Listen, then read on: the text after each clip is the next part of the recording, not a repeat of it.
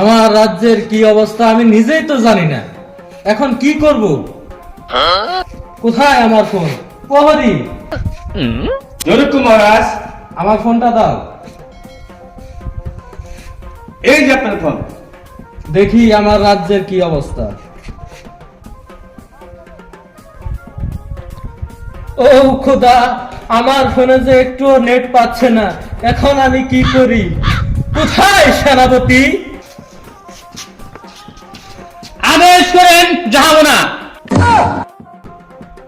কেন তোমাকে আমি বেতন দেই না? 20 বছর ধরে আপনার এখানে আমি চাকরি করছি, আজ পর্যন্ত আমাকে একটা পেনই আপনি দিতে পারেন নাই। যাবো কেমন করে আমি? সেনাপতি, তুমি এটি করিয়াছো হাল, রাস্তা কাটিয়া করিয়াছো খাল, এখন আমার প্রজারা খাবে কারবাল। রাজা মশাই, আপনি রাজ্য আপনি চালিয়ে খান গা, আমি গেলাম গা।